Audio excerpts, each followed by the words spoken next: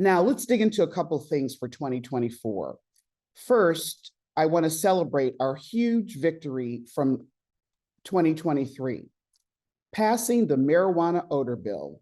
The ACLU worked hard, led by and guided by the Maryland Coalition for Justice and Police Accountability and the Legislative Black Caucus in order to pass that bill. The new law prohibits police from using the alleged smell of marijuana to stop an individual or perform a warrantless search of a vehicle. That is a very big deal. For decades, we have seen police granted the authority to conduct searches based on something that they can't categorically prove, a claim based solely on their sense of smell. These claims by police have been routinely used to infringe on individuals' privacy rights and justify racial profiling. I want to thank each and every one of you who made this victory happen, who advised us, who came to Annapolis, who contacted your legislators. It was a significant intentional step to dismantle white supremacy and whiteness that is pervasive in our legal justice system, not only in Maryland, but as you all know, across America. This win leads me to my second point, making our wins long-lasting. That's what's so important. It is increasingly important now to defend the groundbreaking wins we achieve. This session is going to require a lot of work defending important victories, like the marijuana odor bill and the Child Interrogation Protection Act that we passed last session. This defensive work is even harder when the wins directly challenge the structures and narratives of white supremacy. You all know that, and I just have to repeat it this morning. We must defend against attempts by law enforcement and state prosecutors and county prosecutors to repeal the Child Interrogation Protection Act. They are mischaracterizing and lying about the state of crime by children in the state. They are disrespecting and ignoring the humanity of Black and brown children, and we've got to counter that. You can see them regularly on the news, stirring up fear and spreading misleading information. Children have rights and they need support to defend them. They need the Child Interrogation Protection Act, which requires that before an officer can conduct a custodial interrogation of a child, the child's parent or guardian must be notified and an attorney must be consulted. Children have rights and they must be protected. Children need to understand and they need support to protect those rights. They need the Child Interrogation Act, and they need adults to focus on rehabilitation instead of punishment. Again, these are children, and the impact of harsh punishment will follow them for the rest of their lives. Today, you will learn more about these issues by the experts, people from across the state of Maryland who've worked with us closely over the years to make a difference. And I'm so excited to welcome them and have them participate along with our other leaders from across the state. You'll get an inside perspective on what to expect and how to be prepared for what we expect to be a particularly grueling 2024 legislative session. Speak up and take notes. Thank you so much for your dedication to this important work and for partnering with us in bold, impactful way on our goals and strategies. And remember, just like my button says, and you all know, dissent is patriotic. We need to see you in Annapolis and in every county council and local area where these issues need to be brought up. Thank you for showing up and have a great Grassroots Legislative Leadership Day. Thank you. Thanks, Tina. And just to reiterate that point, we just want to share a couple of the headlines that I imagine many folks have seen across the state and frankly across the country, trying to make the case and really as the pushback to our police reform efforts, particularly in 2021, that frankly are scratching the surface of the reforms that are needed, but have made a difference. And the difference has been positive, unquestionably. As we've seen some trends across the country, not just in Maryland, in youth crime going up, we're not seeing that there is a particularly higher rate in Maryland. And what we're seeing really more than anything else is that there is frustration with folks that are used to policing being able to function without the accountability, some of the accountability that's come into place. And so we wanted to share before we turn over to our partners, just a quick clip on what that looks like in the next slide. Or actually, I think we're going to switch to YouTube, where Fox 45 is. Oh, all right, I think that'll work out. We just can't hear the sound here, Sydney. So just a heads up.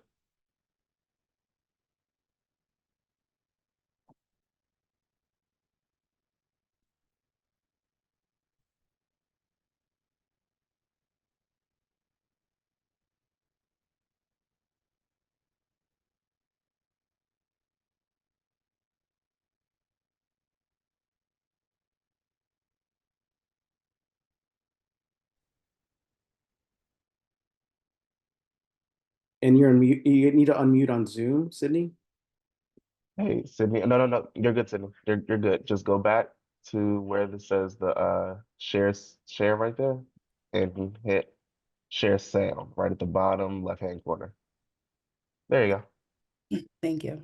Yeah, no Calling problem. for change from the state's General Assembly. I think without question, over the last several years, the General Assembly has changed a number of the laws that deal with juvenile crime, and I think that's certainly led to some problems. We reached out to every state's attorney in Maryland with a series of questions, including, do you believe the Maryland General Assembly has made it difficult for your office to hold juveniles accountable? And do you support the Juvenile Justice Reform Act of 2022 and the Child Interrogation Protection Act? Why or why not? Of the 24 states' attorneys, 10 answered our questions, and all of them agreed the General Assembly has made it more difficult to hold juveniles accountable. They know that, nothing's really going to happen to them if they keep their crime in a certain limit of types of crimes. What I will tell you is we need to do something fast, quick, in a hurry.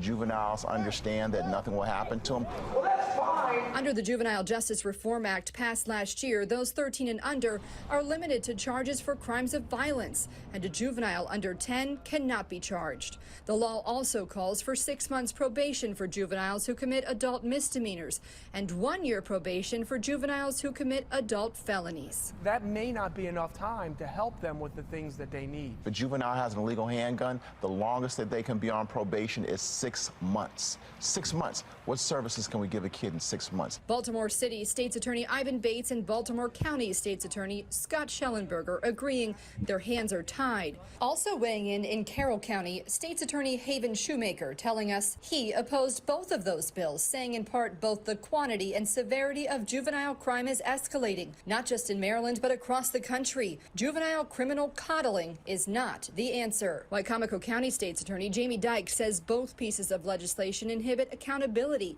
and put our youth at higher risk of being victims of and committing violence. And Prince George's County State's Attorney Aisha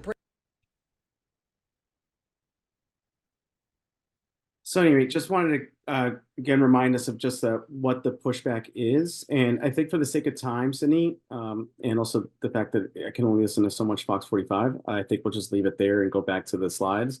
But this is unquestionably an intentional, targeted effort, regardless of the facts, to push back on any sense of meaningful police reform. And to help us better understand this, we have two amazing local partners that will be speaking on this before we get into our policy overview. First up is Lawrence Grandpré. He's Director of Research for Leaders of a Beautiful Struggle. And so I will turn it over to you. You got me going after Lawrence. Y'all are not right. Hey, how you doing? Can folks hear me? Yep. Okay. So yeah, Lawrence, LBS, we do a lot of work on various criminal justice issues. I'm going to give some of the historical and political context. There's obviously a lot to be talked about. We don't have time to talk about everything, but I do just want to ground stuff in the meta level because we're going to talk a lot about specific details with other folks. So it's important to understand Maryland, of course, it's a slave state. It's a Dixiecrat state. Wallace had one of his best vote totals in the primary here in Maryland when he ran Southern segregationist. But with the Northern migration, a lot of white folks that really would be Republicans in any other place continue to register as Democrats because they know the Democratic primary is the only thing that matters. So what we have is that the state is seen as progressive because it always votes blue in national elections. And honestly, it's more cool with state spending. A lot of people have government jobs here, federal and state.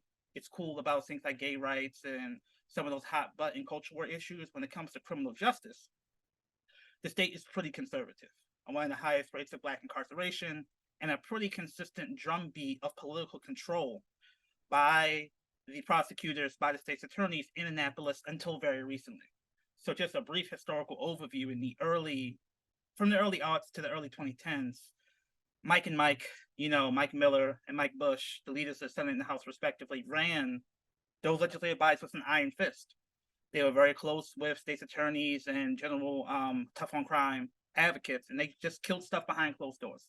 Scott Schellenberger, the guy you saw in the clip, would just be able to get behind closed doors and say, we don't want this, and it would just never come up for a vote.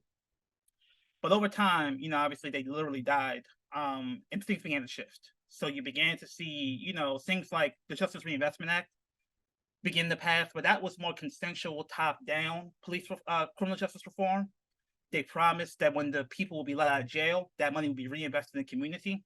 That didn't happen in Maryland. That didn't happen in any state where they passed justice reinvestment because the criminal justice elements, the criminal legal services elements like pretrial justice and more well-connected nonprofits sucked up any money that was tied to reinvesting in services. So it's important to understand when they talk about services, they largely mean services tied to the criminal legal system, not the grassroots community-driven services that many people would want to see. But that's part of the rhetorical trick they play. But over time, things in Annapolis have been changing.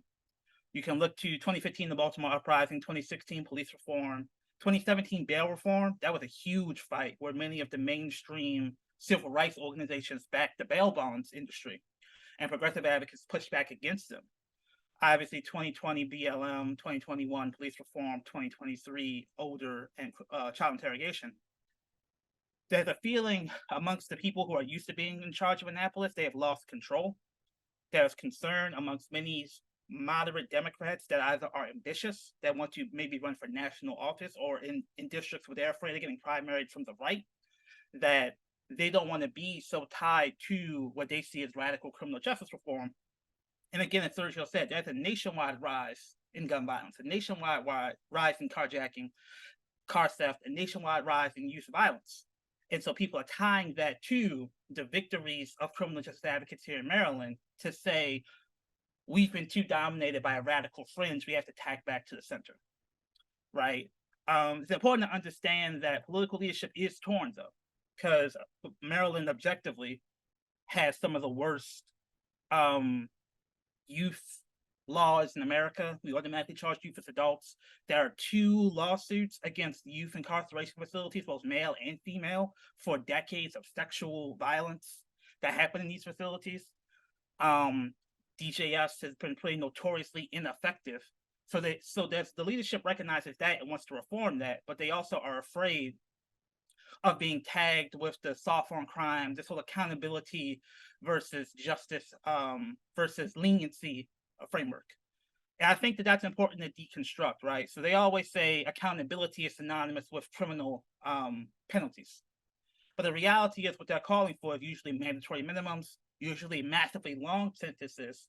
So what they call accountability is really out of step what we know about youth development, what we know about what actually works, what we know about what actually deters crime. But there's this feeling that these kids is bad, we gotta discipline them.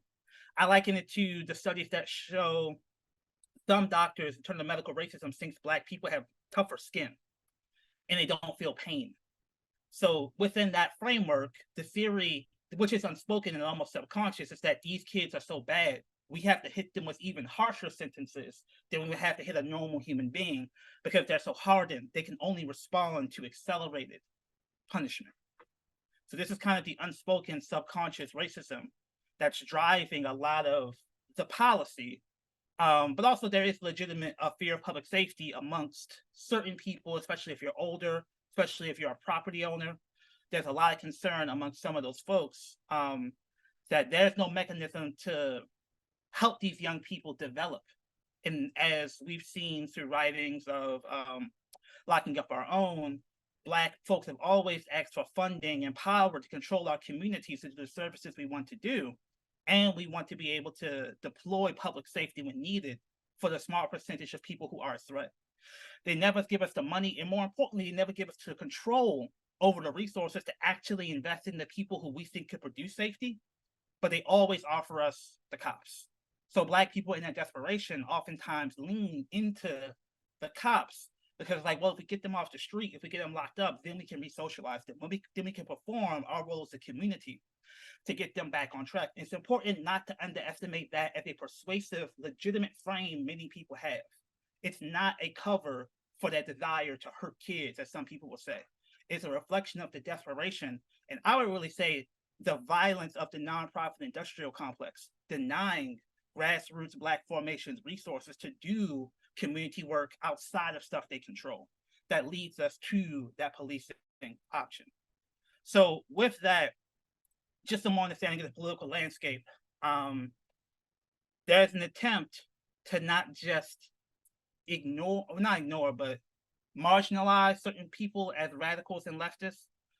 And there's a real desire to try to use whatever tools possible to discipline people who are seen as violating this new political consensus of we need to tack towards the center. It's important to remember that certain business interests who want to invest in places like Baltimore City, they view tough on crime policies. First, they believe they work, but also they view them as a necessary signal to investors that places like Baltimore can be made safe, i.e. safe for investment. So reality is that some of these criminal justice measures are essentially signals to the investment markets. Baltimore has $6 billion of construction planned within a 1 mile radius of the inner harbor. So in many ways, this is big business. The perception of Maryland safety and Baltimore safety is big business. So that is part of the political forces that are at play that leads to things like the disciplining of CASA for what they said about the things going on in the Middle East. This isn't just an isolated incident. This is an intentional effort driven by big business. And for example, Fox News. Fox News, one of their people on their board is Howard Friedman. Howard Friedman is a political boss in Northeast Baltimore City. Howard Friedman helped organize the slate of people who are on the state central committee in 41st District. And Howard Friedman is also the former leader of AIPAC, the most prominent pro-Zionist PAC in DC. So that's why they're doing things like making Jill Carter, and not the Democrats as a whole, the face of this youth violence explosion. Someone said in the chat how many of them are Republican. It's important to understand they don't care about Republican Democrat. They believe they can discipline Republicans so that they can discipline Democrats. So on criminal justice, they act like Republicans. That's what they're used to doing. And basically what they're doing to Jill is like, if anybody does what Jill does, you're going to get what Jill gets. You're going to become the face of violence in the media. You're going to become a political target of this multi-million-dollar media effort, right? So it's really important in wrapping up that we understand that real safety is having the resources and community to be able to actually deter crime before it happens. Young people, first of all, even adults are not deterred by police because they think police are incompetent. And they're basically right. So these tough on crime policies are mandatory minimums designed to basically make it so cops don't have to ever win a case at court because they can't. They're not good at getting confidential informants. They're not good at getting evidence. They're not good at not violating people's civil rights. Like, these are justifications for garbage policing. So even as abolitionists, we have to make the argument to people who believe in policing, what you think policing is not real. And even if you believe policing can be good, it will not happen the way you want it to until we take away the crutches of mandatory minimums, take away the crutches of forced confessions of juveniles, so that you actually take the efforts to take the very small percentage of people who even the community says might actually be predators and harms to the community. They can't get them off the streets. What they can get is the poor, scared kid who's forced into a confession. They're trying to roll him up on someone higher up, and that usually doesn't happen.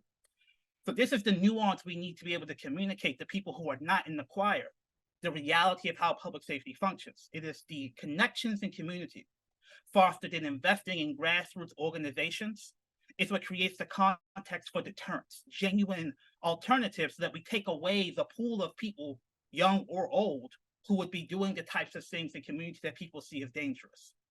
For example, I was at a meeting in West Baltimore. Kid brought a gun to school, elementary school.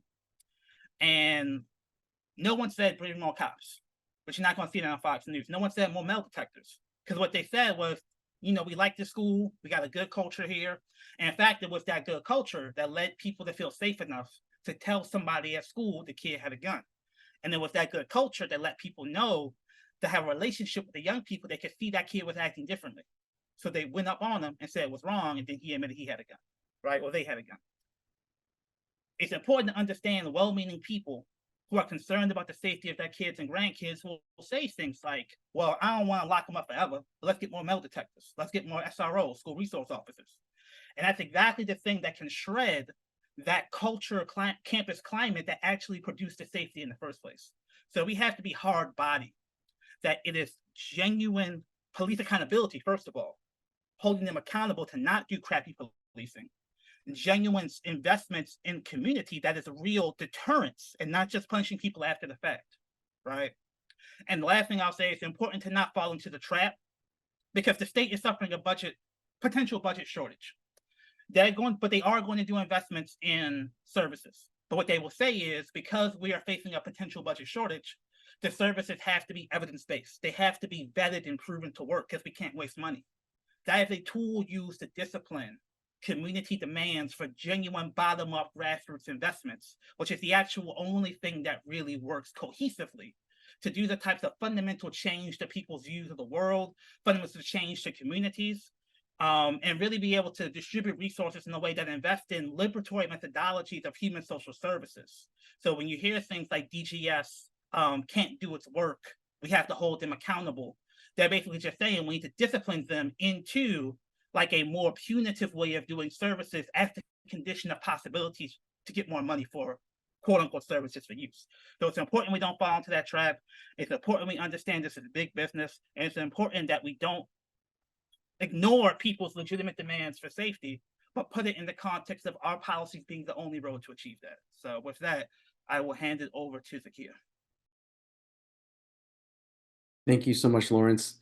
And now we'll hear from Zakia, who's been at the front lines of these efforts for years as the director, co-director and co-founder of Racial Justice Now. I've had the privilege, along with several folks on our team, of following her leadership, and I'm just grateful that you were able to make time today to share a little bit more about what that looks like at a day-to-day level for kids. So with that, I'll turn it over to you.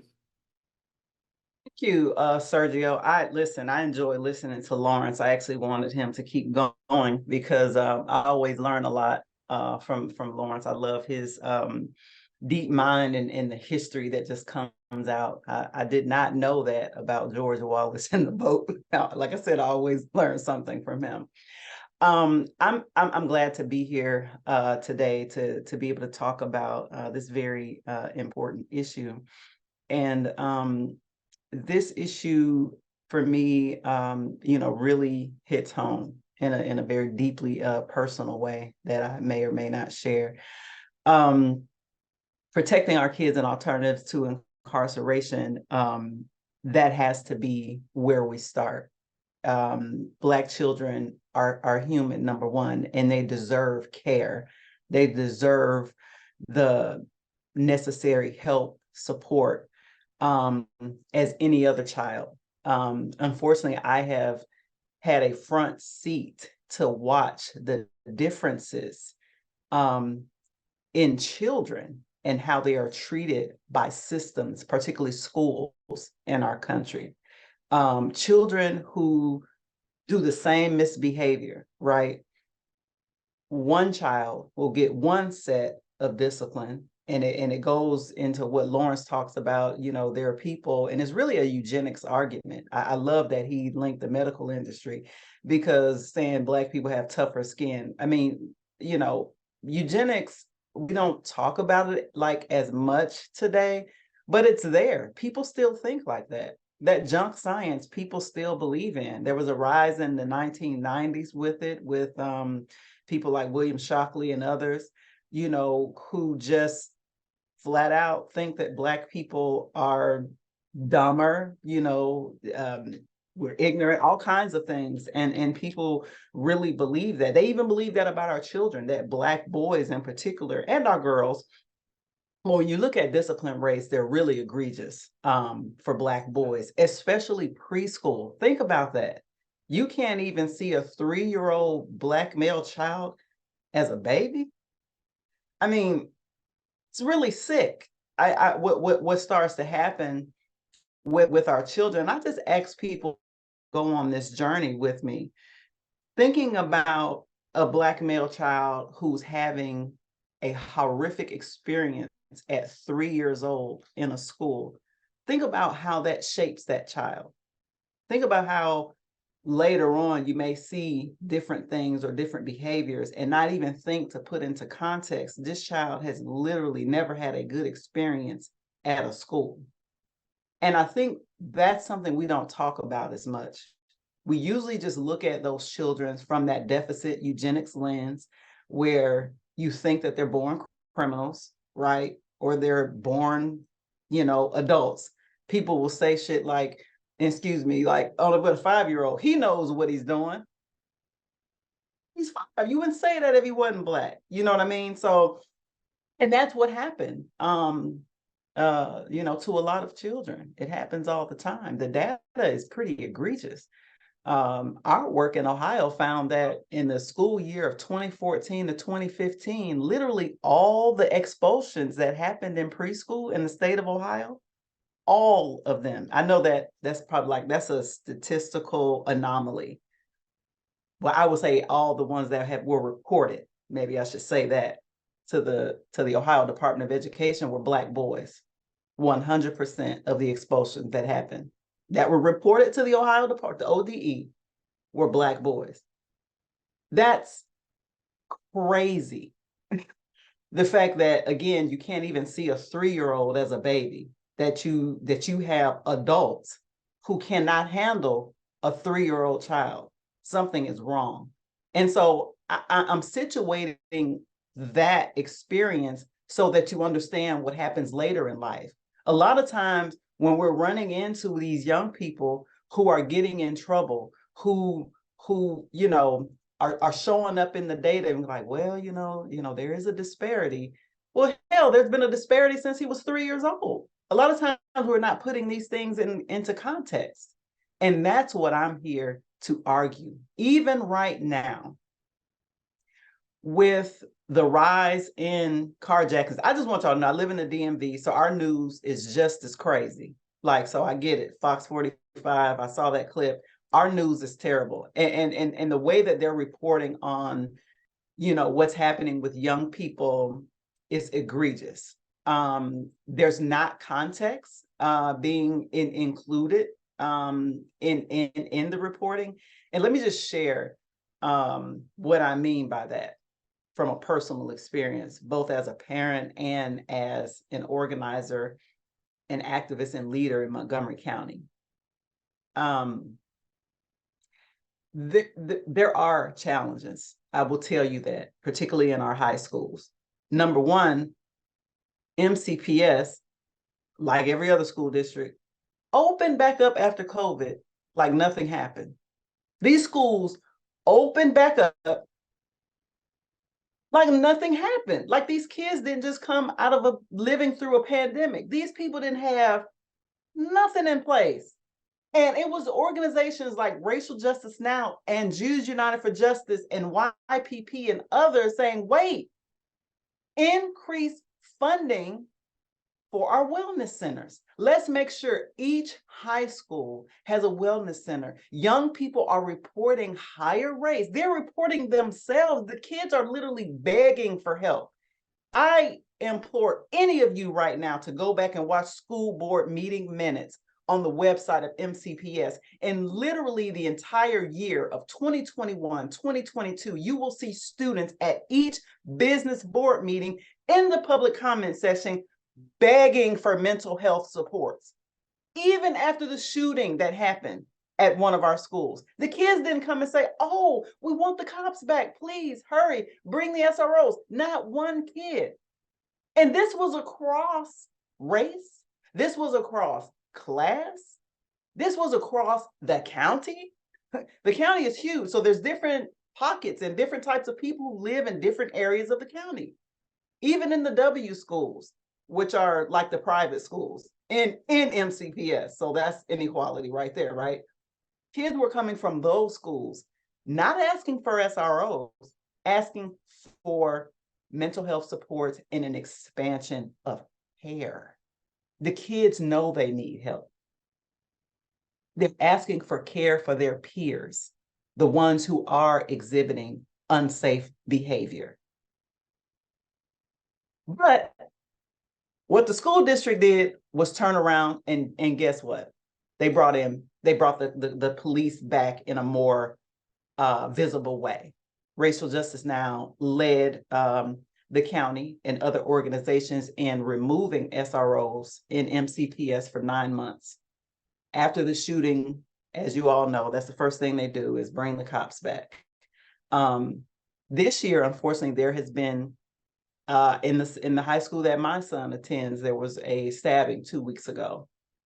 And the youth that were involved were all Black males. Now, I don't see that as, you know, they're right, they just got to lock these kids up. I actually see it as the kids crying out for help because it was over a substance abuse issue. See, people like to remove the context. The other piece that people like to remove, and I want to share, and I think this is critically important because I want you all to know there's a correlation here. Montgomery County, Maryland, has the highest suicide rate for Black male adolescents in the state. I'm going to repeat that. Because see, people think Montgomery County is all of this and all of that. Montgomery County has a very good reputation in terms of the schools and just it being a place to live. Our kids are saying something different. It's showing up in the data that something is very toxic and anti-Black. I'm saying it clearly. There's something very toxic and anti-Black about Montgomery County, where you got our babies who would rather take themselves out than live. Think about that. And we have our elected officials who are not doing enough on a statistic like that.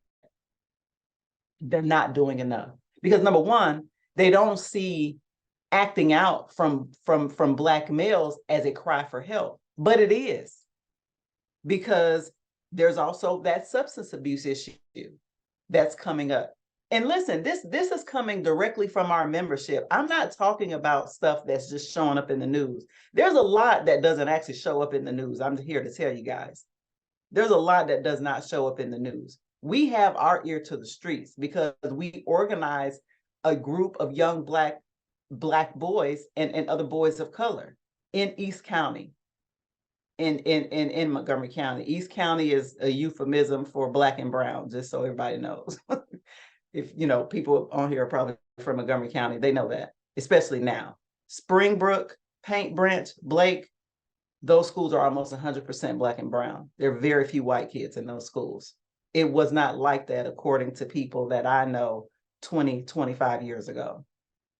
And I am here to give each and every one of you the language you need when it's time to advocate on behalf of care and resources instead of more criminalization and cops.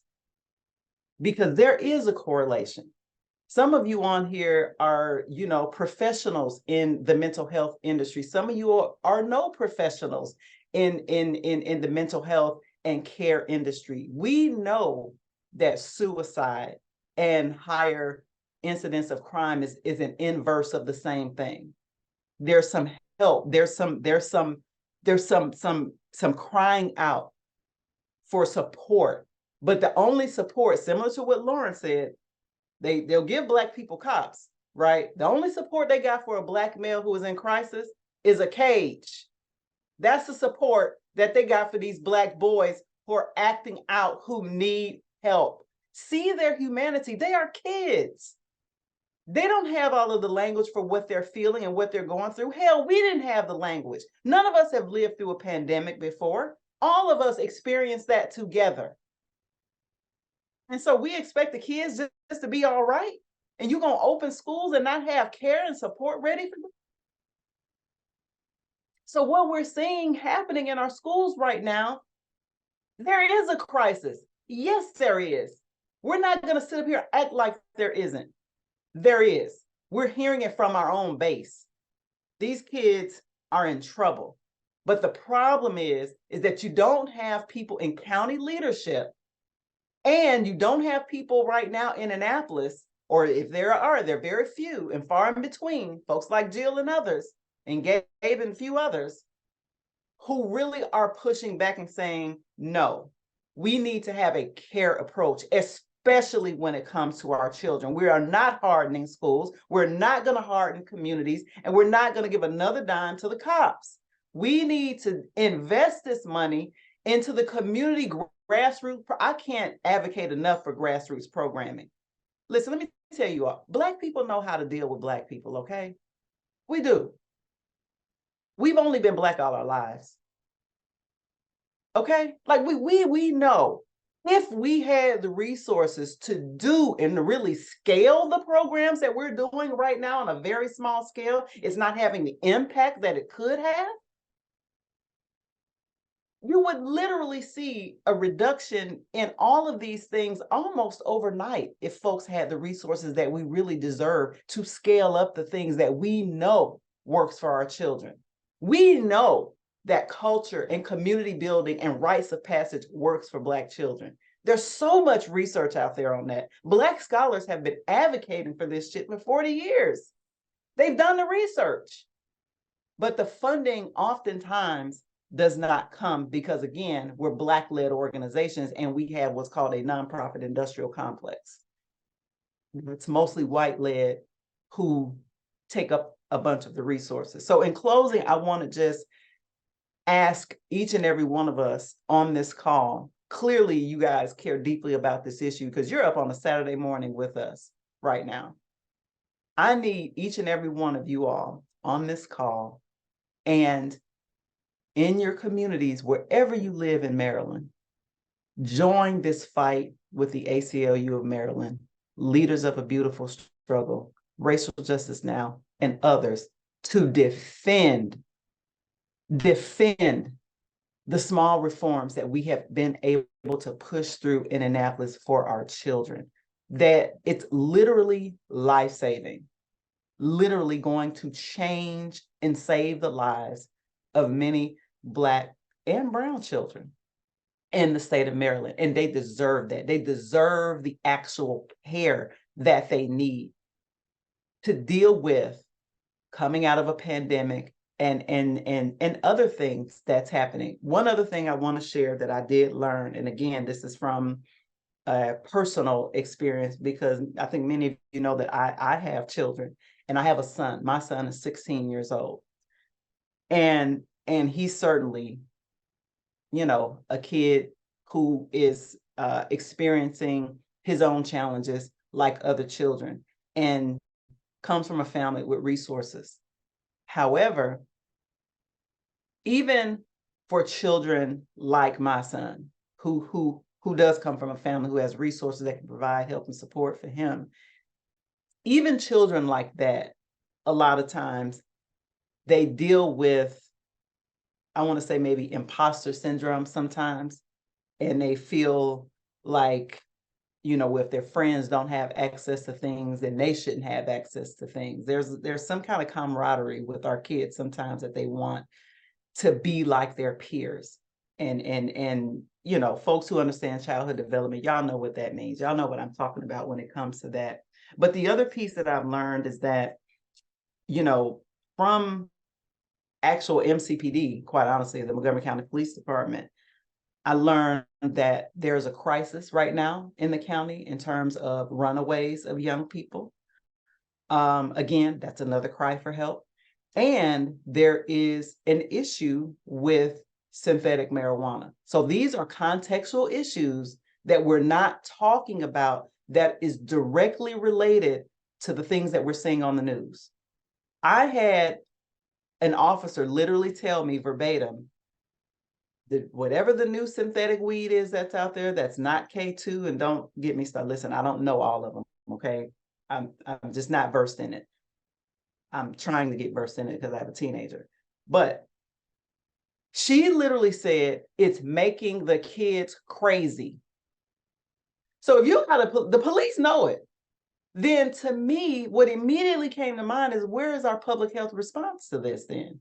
Why is it that there's a chemical out there that's making the kids crazy, but all y'all got is a cage for him?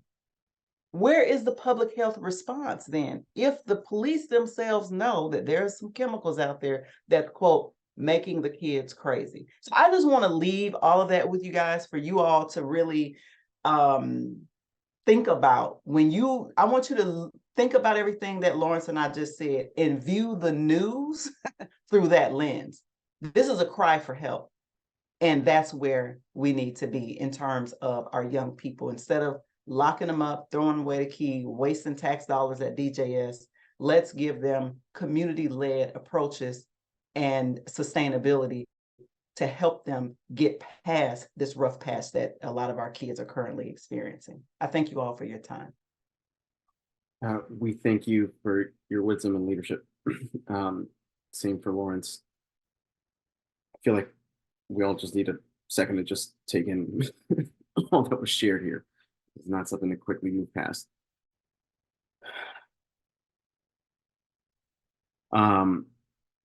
As we do that, yeah, we want to make space. I know that folks have been making brilliant commentary and questions, and also appreciate folks that are part of this coalition, part of the ACLU, that have been responsive and helping each other out during the chat.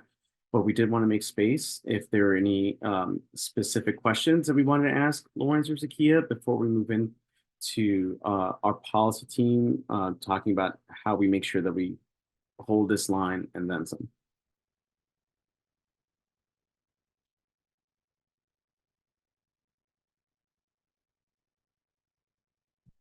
You can either raise your hand, you can put it in the chat, or you can just unmute.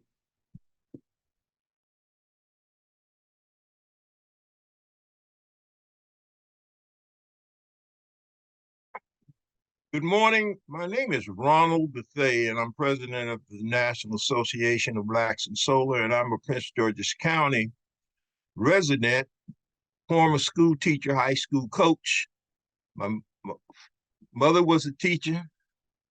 My daughter teaches at Howard University. My wife retired from Howard University. And the reason why I unmuted, because y'all have hit the ball out of the park, as you were expressing the urgency with our young Black youth. But this didn't start today. I left the school system in the 80s. We have had this problem for the last 40 years in the DMV area, and I'm a Morgan State College alumnus who played football and worked in the Baltimore public schools. And the same issues existed in the 70s, 80s, and 90s. And y'all all have elegantly put it where the goats can get it. It's an economic issue driven by large corporate interests. One of the reasons why I'm here this morning, I have been working with my state delegate who has introduced, who we will be introducing a draft bill for Executive Order 14009, which is the Justice 40 initiative for workforce development training. And I pulled together a national contingency with a Power 52, maybe you've heard of this group. They serve Baltimore, Maryland, Howard County. It's headed by Mrs. Cherie Brooks, working with Ray Lewis, NFL Hall of Famer. And we went after a $19 million grant to train 1,000 of our young people to get funding to launch this in 7 southern states. It wasn't just Maryland, but to make it plain, we didn't get a dime. The state of Maryland received $32 million of this $500 million. Didn't put a dime out.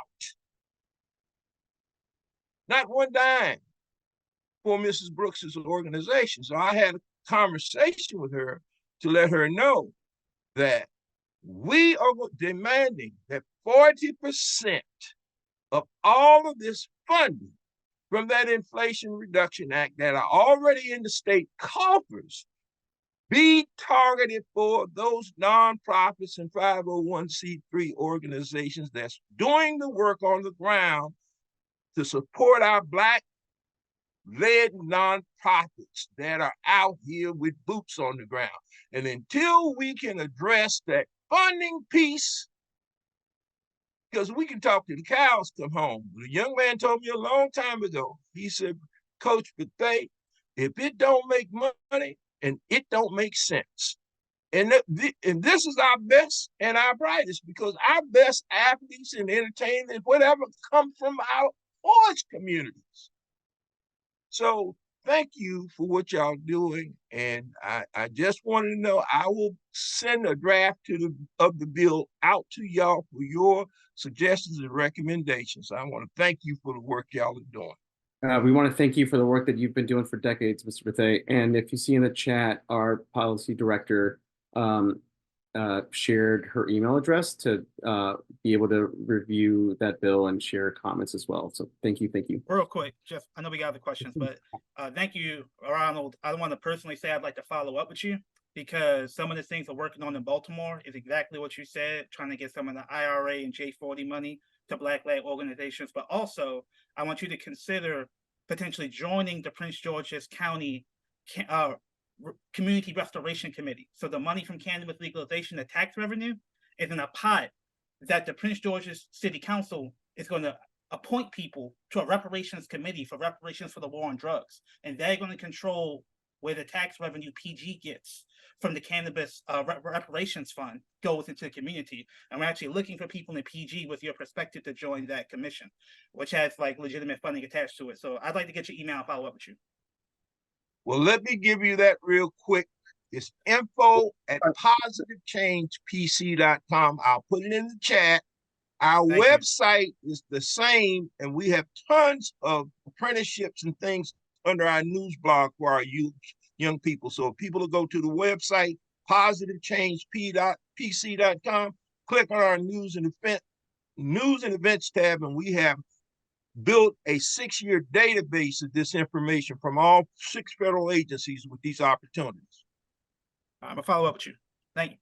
Please put your website in the chat, brother, because I did not catch that, but put it in the chat now. Yeah, thank you. And so we're going to transition, but I did just want to raise there's a couple of questions in the chat around, and both related to funding.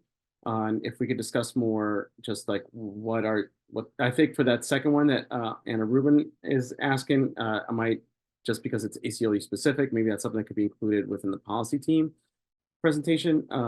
But Michael from Howard texted, put in the chat, what specific actions or funding for supporting kids are needed? And you know, obviously there's lots, but y'all know what's needed. So if both of y'all have some time to share, that would go a long way. The kid, do you want me to start or do you want to start? No, please, you got it. Yeah, so trying to be brief. So like I just said, there's the community, there's the money being reinvested to repair the harm of the war on drugs. That's from cannabis taxation money. Every locality has to pass a bill spending their chunk of that money. We intentionally did not keep the money in Annapolis because of everything me and Zakia have been saying. It's very difficult to negotiate Annapolis. Bigger, more well-connected nonprofits tend to get the money. If you put the money locally, you get the pressure.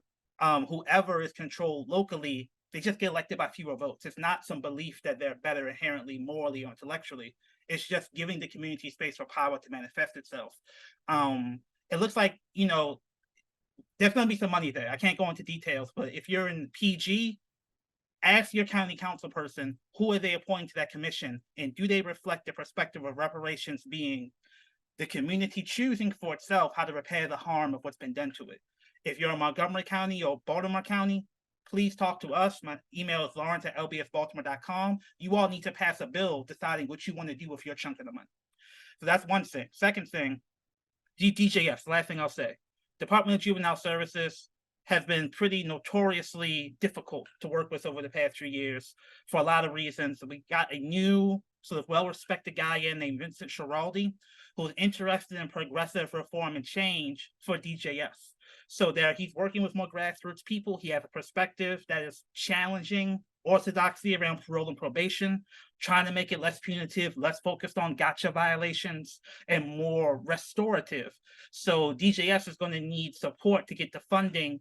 It needs to do that methodology, not just funding, but also the liberatory methodology of challenging parole and probation and challenging state's attorney's notion that the only thing that works is discipline as accountability. Lastly, I would say if the state's going to pour a bunch of money into violence prevention, many people laud that from a progressive standpoint. It's important to understand that anything from the public health establishment can be a tool of liberation or a tool of domination for our communities.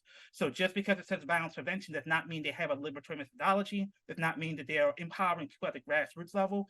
So it's important to pressure any moves on violence prevention that they actually empower grassroots liberatory methodologies. Don't just give money to the nonprofit industrial complex to really just like pathologize our communities into, hating ourselves and calling that violence prevention.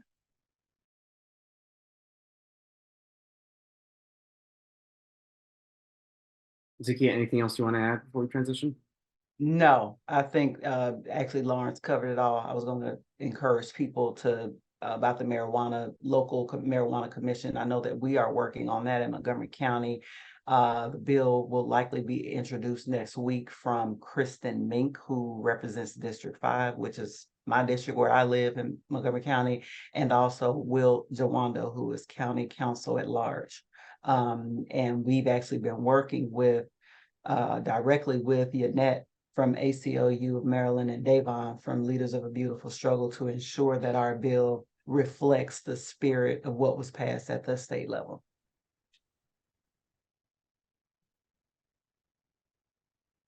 Thank you. And just flagging in the chat, folks asked about just how it works for counties around the Marijuana Reparations Board.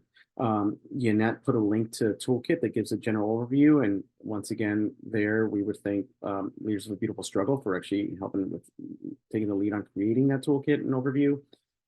And we've seen pretty successful models that are being put in place in Prince George's in Baltimore City. And if anyone here is interested in making that push within your own counties, we would definitely be happy to support. I do want to transition us into just broader action around session, around Annapolis. I can't thank enough Zakia and Lawrence for reminding us of not just what we're up against, but what we understand. We've been, as I'm looking through the folks that are participating here, at least half of folks have been working together for over 5 years. And the other half have either been plugging in or have likely been doing the work elsewhere, and we're excited to have them here. So we do see what's happening. And I would really emphasize what Lauren shared around like the importance of making sure that it's not just about speaking to the choir, it's about how to making sure that we're all understanding this. On that note, we do have clear ways in which to hold the line and then some. So I want to turn it over to our incredible Director of Public Policy, Yannette Emanuel, to give us an overview of what we're going to be up to with your help.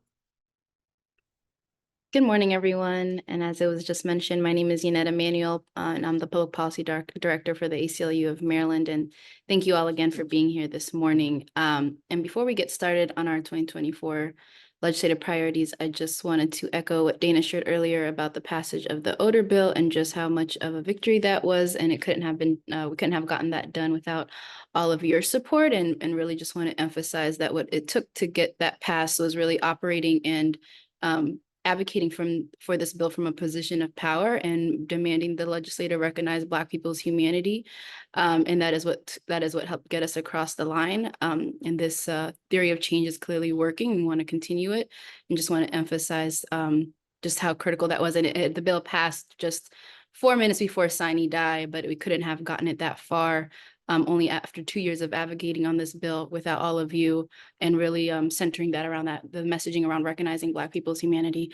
And so with that, I will go into our 2024 legislative priorities, all of which are critical bills that we will all need your support on. And so if we can go to the next slide. So as most of you may remember, in 2021, the General Assembly, after a decade fight, finally successfully removed the governor from the parole process, which finally eliminated the politicized process of allowing governors to overturn parole positions for Marylanders serving life imprisonment sentences. But unfortunately, there was a drafting error that excluded medical parole, making it the only type of parole to still require a gubernatorial approval. And this is serious because it is arguably the most critical for Maryland's Parole Commission to be able to act quickly when a parole candidate is seriously ill or dying. And so in 2024, the ACLU will work with our allies again to support a technical fix bill. This bill will be sponsored by the Vice Chair of the House Judiciary Committee, Delegate Sandy Bartlett, and Senator Carter in the Senate. This bill cleared the House in 2022. But was stalled in the Senate, and then last session it passed the Senate, but was stalled in the House. And so this year we're advocating to get this bill all the way through this next legislative session. Next, I'm going to talk about the Maryland Second Look Act. So as we've talked a little about, Maryland incarcerates the highest percentage of Black people in the entire country at 71% of our prison population, which is more than twice the national average. Maryland also leads the nation in sentencing young Black men to the longest prison terms at a rate of 25% higher than the next nearest state, which is Mississippi. And these facts underscore a pressing and really deeply troubling racial justice issue within Maryland's criminal legal system. And if we're serious about decarcerating our prison population, the only way to do that is by, and if we're serious about reducing existing racial disparities, we need to create more meaningful avenues to bring people home, which is why this session, the ACLU, alongside the Maryland Second Look Coalition, is supporting the passage of the Maryland Second Look Act, which seeks to address Maryland's extreme race disparities and advance public safety by allowing people who are currently serving extreme sentences and have served at least 20 years the opportunity to petition the court to modify or reduce their sentence based on their demonstrated rehabilitation. And this is really important because the status quo does not afford meaningful opportunity for release. The devastating lock them up and throw away the key mentality for the last 30 years has led to harsh changes to law and policy. And in Maryland, we actually used to have a process that allowed judges to evaluate cases for people serving long sentences at any time. However, due to a rule change in 2004, that was eliminated. And also for more than 25 years, Maryland's parole system was not available for people serving life with parole sentences, which has contributed to the bloated prison system that we're seeing today and its extreme racial disparities. And even though now that we've taken the governor out of the majority of the parole process, it's still not enough that process is still not enough to remedy the decades of wrongful denials. So it's really critical that we create this opportunity through the Second Look Act to allow individuals to have that second look. And the other thing I'll mention is that most of you might be familiar with the Juvenile Restoration Act that passed in 2021. And that bill allowed individuals who are currently incarcerated, while they were under the age of 18 and sentenced to long sentences, to be able to petition the court to modify and reduce their sentences. But that bill was only retroactive, meaning it only applied to people who are currently incarcerated, not people who are coming in behind them. So that bill essentially ended the day it was signed. And this bill is essentially an extension of the Juvenile Restoration Act, which would apply to the rest of the population. And the important distinction also between parole and sentence modification is that unlike court hearings, parole is not a judicial hearing. So people almost have no due process rights and no legal representation to help them prepare for strong presentations, which is another reason why this is really important. And the other thing is, Equally important is that in the immediate aftermath of a serious harm, emotions are high and it may be difficult for a sentencing judge to determine a person's capacity for change. But many years later, a judge can assess the person's growth, progress, and rehabilitation behind bars based on their actual track record. And what's been really disturbing with Maryland, as we've talked a little bit about, is that Maryland's prison system is filled with Black people who have been excessively sentenced or denied parole based on the super predator methodology. And a broad second look bill would ensure that decades after a crime, sentences can be reviewed based on the current understanding of fairness and racial justice. What was acceptable in the courts 20, 30 years ago should not be acceptable now, and judges should be able to evaluate these cases. And we strongly believe that this bill represents a vital step towards justice, especially for those who have encountered bias in their sentences, in their interactions with law enforcement, the courts, and corrections. So for all those reasons, we believe this bill is a really critical bill, and it will be sponsored by Delegate Cheryl Pastor in the House. She represents a district in Baltimore County, I believe it's District 11. This bill will also be sponsored by Senator Jill P. Carter in the Senate. The next bill we'll talk about and we're working on again this session is a bill to eliminate criminal penalties for marijuana-related offenses. So as you all are aware, last year, Maryland voters approved a referendum to end the criminalization of recreational use of marijuana. However, under current law, marijuana-related offenses such as possession with intent to distribute and possession of more than the civil use amount, which is 2.5 ounces, can still result in a misdemeanor conviction. And keeping these offenses on the books has zero benefit to public safety, especially because the vast majority of people who are currently selling marijuana are substance dealers who are selling to survive and don't make a whole lot of profit. And they won't have access to license to distribute marijuana lawfully. And we're getting ready to give wealthy Marylanders, mostly white Marylanders, the ability to do so. And it's unfair to keep criminalizing those who don't have the same advantages.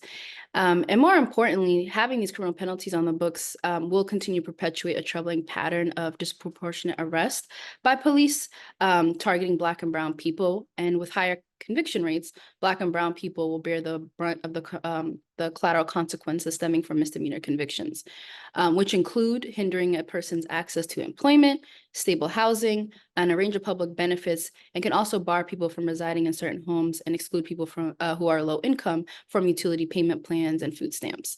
And without gainful employment and stable housing, people are going to be forced into livelihoods based on criminal activity. And it's unfair to continue again to levy this kind of punishment against them when again, we're wealthy, mostly white Marylanders will be able to engage in the same conduct legally and for profit.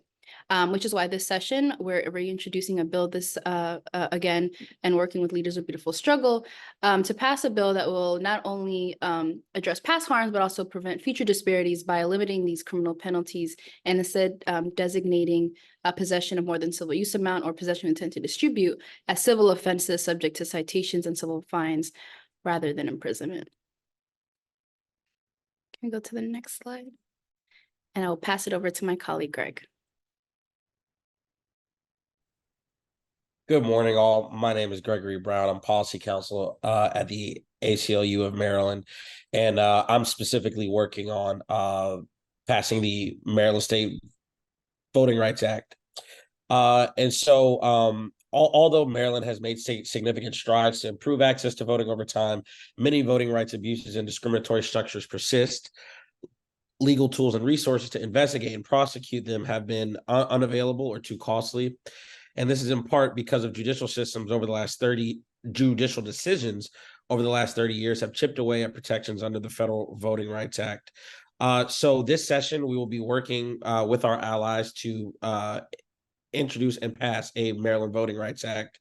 We introduced the legislation last year. It received a hearing in both the House and the Senate. However, it did not move. And so we have been working in the interim and we'll be working during session to make sure that we make the contacts with legislators that we need to and really work the ground to get support and make sure that this act passes. And so what the act will do is first, it will institute pre-clearance for the purposes of redistricting, meaning when a jurisdiction or a municipality wants to change their redistricting structure, they would have to submit their plans to the Attorney General for approval first, to ensure that they are either not purposely or having an impact for Black and brown voters negatively. The second thing that it will do will create a civil right of action against voter intimidation, obstruction, and disinformation, meaning that in anyone who is feels that their rights have been violated either at a polling facility or through the process of trying to vote, they will be able to sue on behalf of themselves instead of waiting for the Attorney General to do so on behalf of a larger class. The bill will also provide broader language access for non-English speaking voters, simply by providing more resources in foreign languages. And finally, it will also provide resources to local governments that are considering the changes to their election structures and rules, so that this bill does not come off as a punishment for any certain jurisdiction. We want to make sure that counties and municipalities know that the state is trying to work with them and not trying to punish them.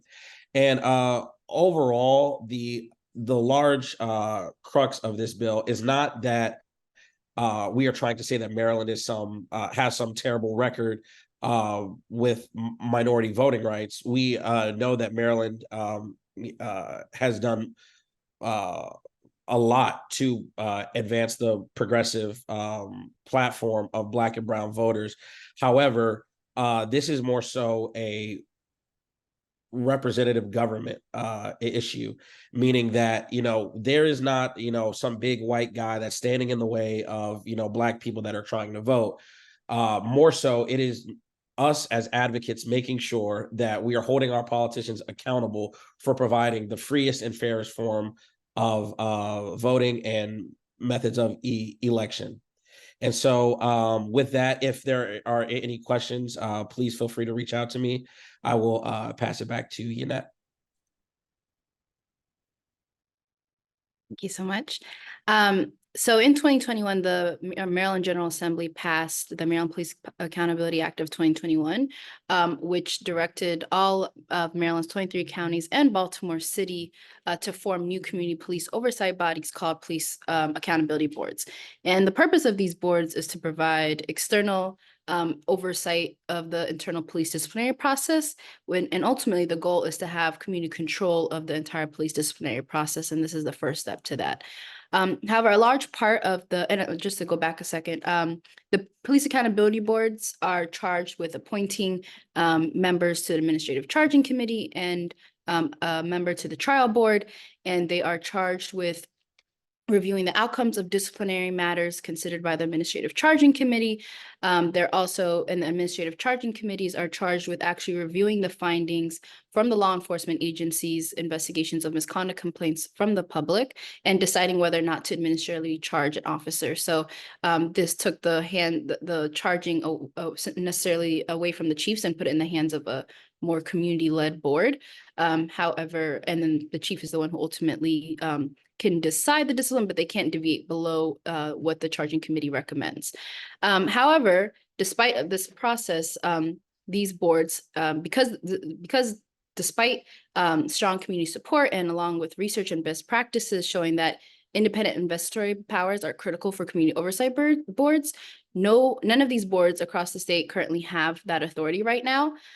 So what that means is that the police accountability boards, when reviewing the outcomes investigations, and the administrative charging committees, when deciding to discipline an officer or not, have to rely solely on police investigations.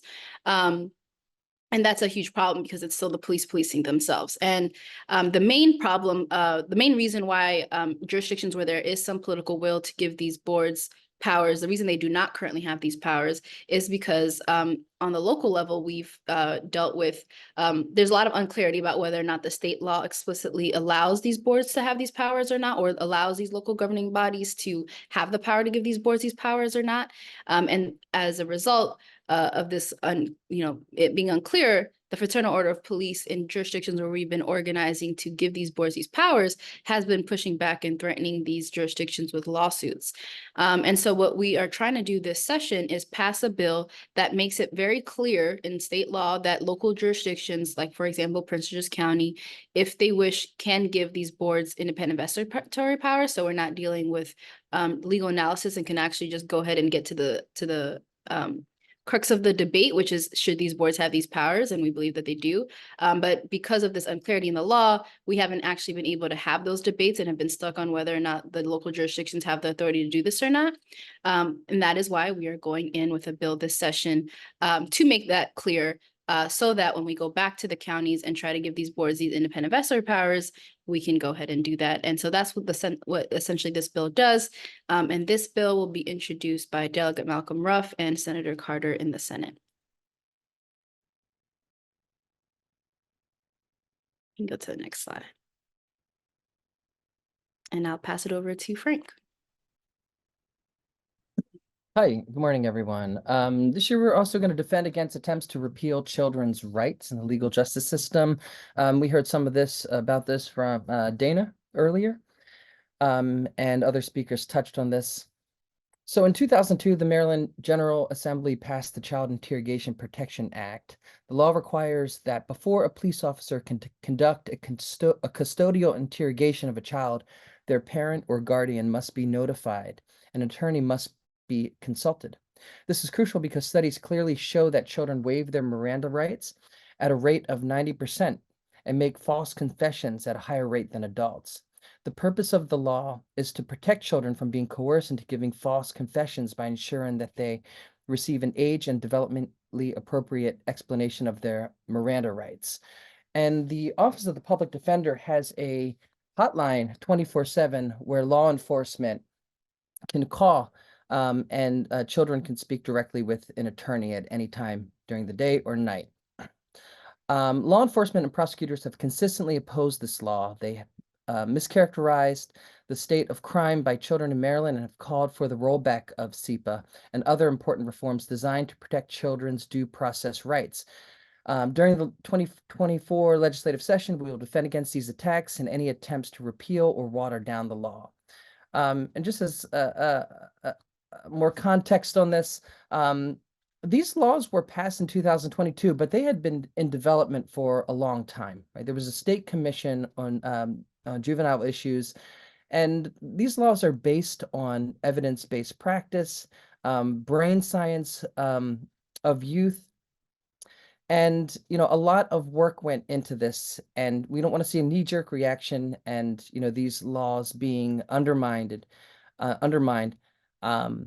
and, make a U-turn on the way we're addressing public safety. And that's another point here, is that this is really also about public safety, as we have seen over decades that the punitive approach to managing children and addressing youth crime is not through punitive measures. It does not increase public safety. So we want to continue pushing towards improving the system of care and support for children and keeping these laws in place.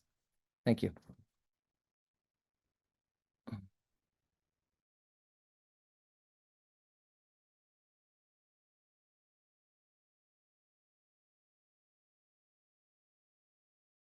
So with that, again, thank you to the team. We're in a Q&A session here. And so just wanted to see if there are any questions here. Anna's got a question. Is there any alternative legislation being proposed to strengthen children's rights against these attempts to roll back the 2022 Act? That's a great question. Great question. Not necessarily bills being introduced to strengthen rights. There was the YES Act that was introduced last session that would have ended the automatic charging of youth as adults. But we're still trying to figure out if legislators are going to reintroduce that bill this session, given all of the pushback and the defense posture that we're in this session. Some legislators feel like that's where the focus should be, but we definitely want to see the YES Act pass.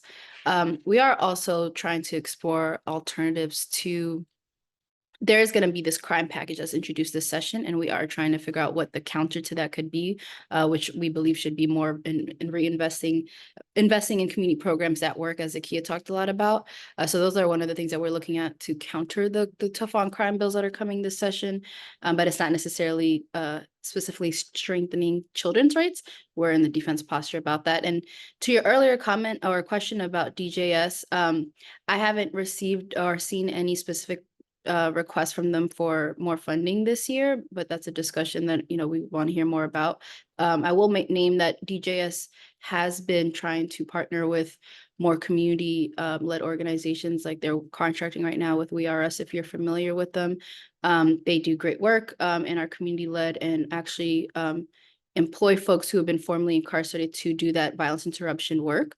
But that's just one organization that they partner with. If they were looking to partner with more community-led organizations and direct funding to that, I think that would be something that we would be in support of. But at the moment, I just haven't seen any specific requests from them. So just want to get to that question. And I see Brandon, your hand's up. Thank you. I'm not well versed in marijuana legislation at all. So take this with a grain of salt, but I'm just curious as to how you will go about rightfully lessening the punishment for marijuana offenses while still getting the public to recognize that this decriminalization is not meant to serve as a green light to use for non-medicinal reasons. I'm just trying to tie back in what Zakiya said earlier about how marijuana may lead to, I don't know, just simply put, like brain damage for some of these kids, yet we are advocating for criminalization, which I totally, stand for, but I just don't want, I just worry that people will see this as a form of encouragement and possibly, reap the effects of synthetic weed. Yes. It's a really good question. So the state has invested funding in that public education piece and research, and that's supposed to be getting rolled out soon. But we definitely are not trying to encourage folks into the usage of this. And I think the consequence of what we're seeing now as far as synthetic marijuana being available in the streets is a consequence of it not being legalized for so long and regulated, that it created the opportunity for other folks to be selling it in the market, and it's not being regulated, so we don't know what they're putting in it. So I think those two go hand in hand, and regardless of this being legalized or the fact that we're trying to eliminate criminal penalties doesn't take away from the fact that children are not supposed to be using this, and it's illegal for them to do so. But we do want to prevent the harms of what happens when people are entangled in the criminal legal system. And usually any use of or abuse of any drug is a cry for help, like that was mentioned earlier. And so I think that it needs to be available as more information to students and just parents and people in general about the harms of synthetic marijuana. I think that's still something a lot of people don't know a lot about. Most people that I've seen that have used synthetic marijuana have been people who are placed on parole and probation, and that's because they are getting routinely tested and cannot legally smoke marijuana, but want to definitely look for other pathways that there might be to eliminate any opportunities for people to engage or even have that on the market. Hope that answers your question, Brandon. And Frank, Yes, I don't thank know if you were aiming to add to that before I turn to William Reed, Billy. I was looking in the chat and I saw that someone wrote, Debbie wrote that book bans in schools are an ongoing problem, but the decision seems to be left to local school boards. Is there a plan to deal with this, or do you know a group that is organizing about it? So we are just starting to get involved with some grassroots partners on this issue. It is complicated. It is a local issue. I think that we don't have I can't say that we have anything right now that's formally and formally organized, but if there are issues, please reach out to us. We want to connect with you. There is one bill that will be active on this year in passing.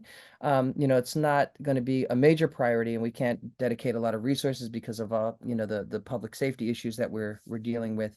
But this is a bill sponsored by Delegate Acevero that would establish a commission on history, culture, and civics. The commission would be appointed by the governor, and many of the nominees would come from the Black Caucus, the Latinx Caucus, Asian American Pacific Islanders Caucus, LGBTQ appointees, and these would be education experts that would dig into the curriculum, the state standards for curriculum, and make recommendations to ensure that contributions from the indigenous tribes in Maryland, African Americans, Latinx, Asian Americans, LGBTQ women are included in the curriculum.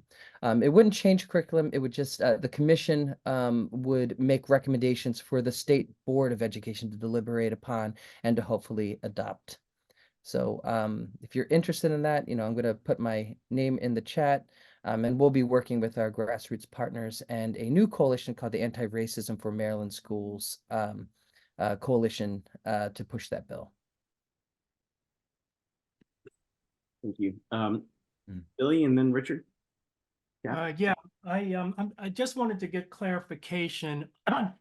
Under the Voting Rights Act, Protection Act that you guys are advocating for, I understand, or I thought I understood you saying that anytime a county wants to do redistricting, that they have to get pre-approval or have to get approval by the AG. Is that what you said? And currently, what happens in a county if they want to redistrict? So yes, that would be what they would have to do. So they would have to submit their plan to the attorney general, and the attorney general would have to pre-clear them. That's if their jurisdiction falls within the prongs of pre-clearance.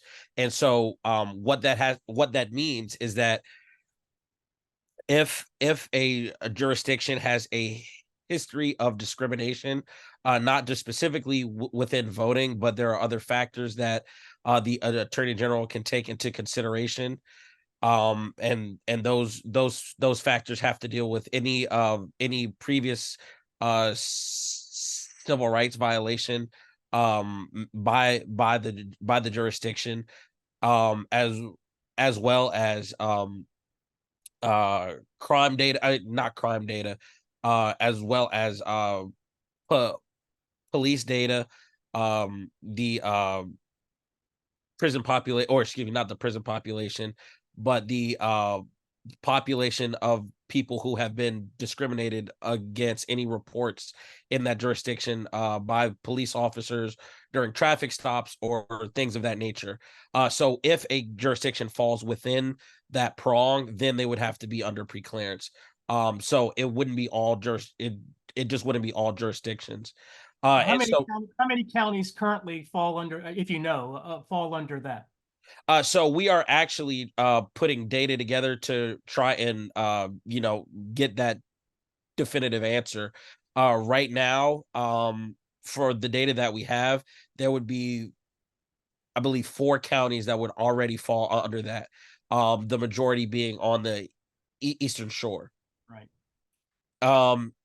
And so currently what has to happen, or what is supposed to happen, is that when jurisdictions want to redistrict, there is a requirement that they submit their changes to the legislature, but there is no check on that process. There is no check that the legislature is actually doing a thorough background investigation on whether or not this would outright discriminate against Black and brown voters or have a negative impact against Black and brown voters. And so that is why we want to make sure that there is oversight when there is when these changes are trying to be made, and real oversight, something that can be measured and is thorough and is definitely going to, have a background check. Thank you. No problem. Thank you. All right, Cap and then Liz. I would just like to note on some of the education issues, there is a group opposing the KKK Karens. There is a Stop Moms for Liberty. There's a Stop Moms for Liberty Maryland with chapters in each of the individual counties, such as Carroll, that is really controlled by Moms for Liberty, that even includes on their Facebook page links that expose the training that Moms for Liberty is trying to conduct around the state on how to screw up our school systems. So I urge people who are concerned on educational issues and the Moms for Liberty and right-wing effect on our schools to look at Stop Moms for Liberty nationwide and the Stop Moms for Liberty in the local jurisdictions. The Stop Moms for Liberty Maryland Facebook group will send them to the specific county related groups, and they can caucus with people of like-minded proclivities in order to do everything we can to make sure we teach real history. We let kids read what they need to read. The work of that organization, especially in opposition to the Moms for Liberty agenda, is a great way to get involved in those educational issues.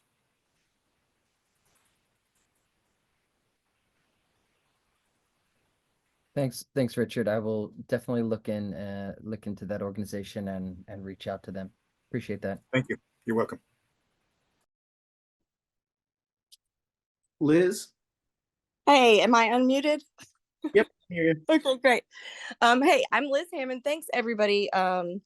You're all fantastic. I found my way onto the call through my work with the Community Allies of Rainbow Youth in Howard County. But I'm also a executive board member of the Anti-Racist Education Alliance here in Howard County.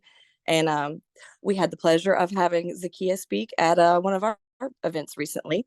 And I wanted to just jump in on a couple of things, piggybacking on the local school level and the Stop Moms for Liberty stuff. I'm pretty active with the Maryland group. There's not a chapter for Howard County. I think that there are only official chapters for a few of the counties in Maryland, but there are plenty of people from Howard County who are active with that. We are currently, meaning myself and a number of other co-conspirators, are trying to form sort of a version of Stop Moms for Liberty in Howard County, a coalition where right now we are involving the African American Coalition of Howard County, African American Community Roundtable, PFLAG, Community Allies of Rainbow Youth. We've got the Columbia Democratic Club and Western Howard County Democratic Club, a bunch of groups, including the Anti-Racist Education Alliance. Anyhow, so if anybody from Howard County belongs to a group that would like to join in on that, it would be much appreciated. I can put my contact info in there. The other thing I was just going to say is with the book banning, what we found in Howard County is that the group that reviews challenged material, it was really, it's been gone about in a really problematic way. The policy that regulates that was up for review this past year, and they made changes to the implementation procedure, again, on a local district level, that allowed them to select the review members at random. And so the result is right now we have a committee of about 15 people in Howard County who are responsible for evaluating those materials, and not a single one of those people is African American. There's one Hispanic person and one Asian person, and the rest are white ladies, including one of the chair people from Moms for Liberty in Howard County. So it's, we're fighting that. We're going after that. So if anybody wants to jump in on that, I have resources for that too. And the last thing I'll say is, and it ties into this anti-Black stuff that we're seeing everywhere. We sponsor, the group that I belong to sponsors Black Lives Matter at School Week of Action. in Howard County. And every year, this would be the 7th year that the resolution has come up to the school board. It has been approved in the past every year that we have brought it forward. And this year it's being challenged by folks from Moms for Liberty and other just like local white supremacists on the basis that it's anti-Semitic. And so we have been, trying to build relationships with the Jewish community and try to help educate folks in Howard County about how, there's nothing about the Black Lives Matter at School resolution that's anti-Semitic. And it's been a lot of work that we haven't had to do in years past to get this approved, and it will be coming up in January for a vote. And right now it's touch and go about whether or not that will be passed. And I'm very, very concerned about what that will say to the students of Howard County if for 6 years we've said Black Lives Matter and then this year we say they don't. To me, that would be devastating. So there's all kinds of stuff going on at the very, very local, granular level. And so this grassroots stuff is so important. And that's all I wanted to say. I'm going to put my info in the chat. Please reach out to me. Anybody who's interested in getting into some trouble. Thank you.